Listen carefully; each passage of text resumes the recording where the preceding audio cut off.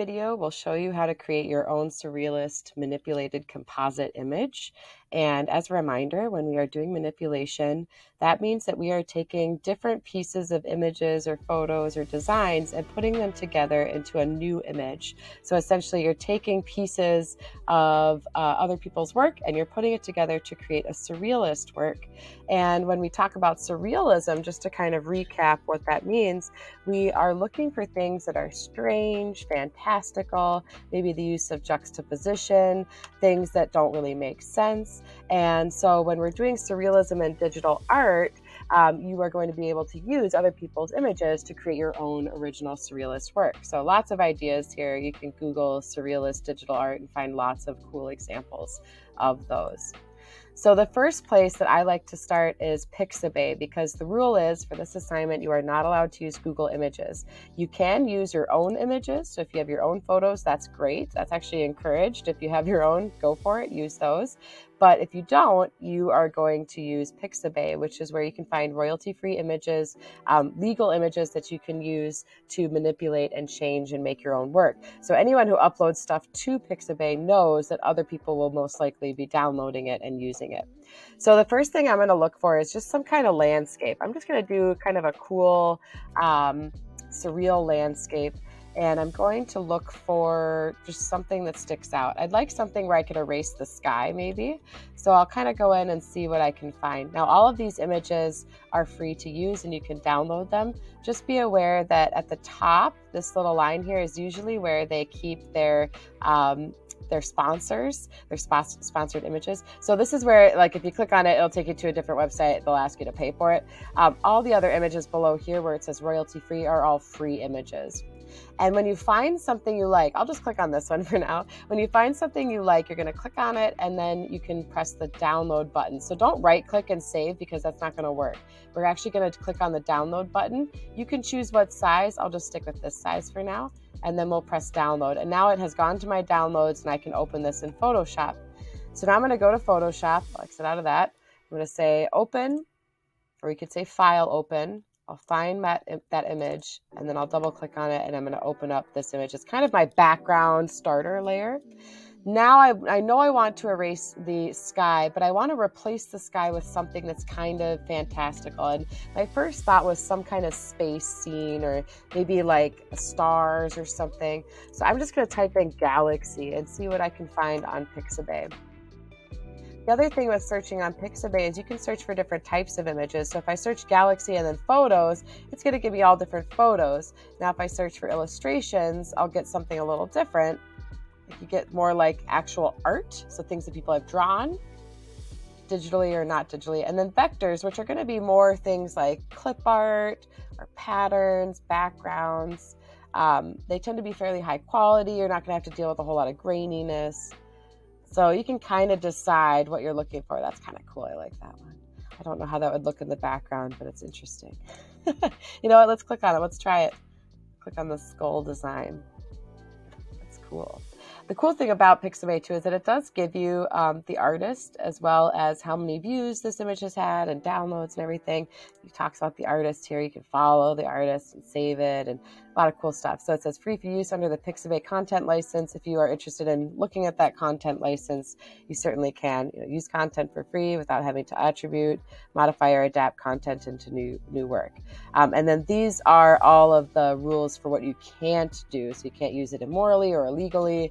Or in a misleading or deceptive way. You cannot sell or distribute content either in digital or physical form on a standalone basis. Standalone means where you didn't actually do anything to it. So essentially we're using it in a legal way where we are changing the image enough to the point where we are making it our own. Okay, so I have this image. I don't know if I actually downloaded it, so I'll just click download. Again, it goes to my downloads. I can go back to Photoshop. We'll do file, place embedded. That's where you're going to place your image inside. Ooh, I like this. It actually has some transparency that I wasn't aware of. So that's kind of fun. That's going to add a whole other element. Let me stretch this up just a little bit. I kind of want to make it bigger. And I kind of like the idea of having it in the corner over here, like just this part. But I think I'm going to get rid of the bottom of his body. So this is where all of those manipulation tools are going to be really, really handy. So now I'm going to go in. I'm going to take my eraser. I'm going to right click on this and just go to my regular eraser. And I'm gonna make sure my layers are up. If they're not there, you can just go to Window and then Layers. Okay. My eraser controls are right up here. This is where I can control the size because I want it to be larger. And I think hardness 100% is fine. It's not going to let me erase because it's going to say I need to rasterize first. So I'll go ahead and click OK. We can rasterize it. If you want to manually rasterize it, you're going to right click and then you'll just say rasterize layer. Right now it's already rasterized though. That just means you're turning it into a normal layer. So now I'll go along and I'm just going to erase along that horizon line. I'm lucky because I can see through it. If I couldn't see through it, I could theoretically drop the opacity and then I could see, what I need to erase. But this is a good starting point. Okay, I already got that line erased. Then all I have to do, I just made it bigger so it goes faster. I can erase away that. Now looking at it, I actually think I might use a softer eraser. So I'm going to do a hardness 0%. And then we'll make this a little smaller. Go along that line because I do kind of want it to be a little faded out because I realize that horizon line is a little fuzzy. Let's go one more time. It's a little tricky. There we go. Okay. So it's the start of something. I'll just do File Save and that'll save it as a Photoshop file. We're going to call this Surrealist Composite, or you can just call it Surreal or whatever you want to call it. Okay. You always want to save your work. I would say every 5-10 minutes. It may seem kind of excessive, but to be totally honest, when things crash, you would much rather have a version that you can use later on versus losing all of your work. So I recommend saving every 5-10 minutes or so, depending on how much work you're doing. Okay, I still want to get rid of the rest of the sky and put something else in the sky background. So I'm going to go back to Pixabay. I'm going to keep looking for galaxy images. And this time I think I'm going to do more like photos. Galaxy. Find. Ooh. Photos. Okay, let's see what I can find. Ooh, I kind of like that red. That's interesting. I don't want it to be super realistic. So I don't necessarily want it like just a night sky. I really want like some galaxies in there. If I can find something, not just the Milky Way. Maybe it's in a galaxy. I'm going to look for the word nebula. This is kind of one of those exercises on, what do I search for? We're looking for more like deep space photos. Here we go. Ooh, that's interesting. Like a wormhole. Let's try that. Okay, I'm going to download that. Let's go back to Photoshop, File, Place Embedded. Place that next thing. Ooh, that's perfect. Okay, and then I'll just hit enter on the keyboard for now. Now this is where paying attention to your layers is a big part of this. So I have my wormhole, my skull, my background. Now I want the wormhole to just be in the background. I don't really want, I don't want it to be on top of everything like it is right now. So in order to make it just part of my background, I'm actually going to unlock the background layer, layer 0 there. I'm going to drag that wormhole layer down. Now I need to erase the sky. So I'll go to the layer that has the sky, which is layer 0. And now I can right click on the eraser tool and choose magic eraser. And let's just try it. I'm going to click on the sky and see what happens. And it is erasing. It's not erasing everything. I could increase, I'll go back here, Control Z to show you. I could increase the tolerance maybe. That erases a lot more. Actually, that's much better. And then I could go in and there's a few areas where I could touch up. I'll turn off this layer to kind of see different places, like right there I need to erase. So I could just use my regular eraser for that. Just get rid of all those little areas. And that does a pretty good job of cleanly erasing. I'll go back to my magic eraser here.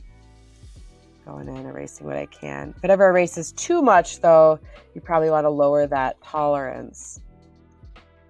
Okay. Perfect. Not too bad anyways. Okay, I'll turn that layer back on.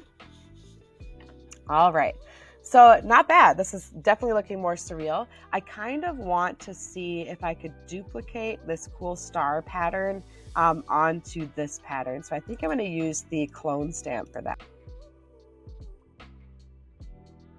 Alt and then click. And now I'm just going to keep going along here. Okay. Keep going here with the clone stamp. Now you'll see I got to this point and it's not letting me do it anymore. So I'm going to hold down Alt again, resample, and then keep going. You'll just keep doing that until you get to a point where it doesn't really let you do it anymore. And you can see it's kind of duplicating what is over there. So you see now it's duplicating that. I don't want that. Hold down Alt again, resample, cover that up. And I would just keep doing this, resample, and it will keep filling it in.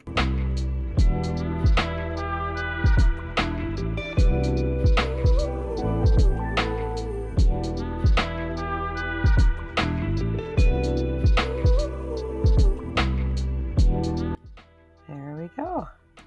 Awesome. Okay.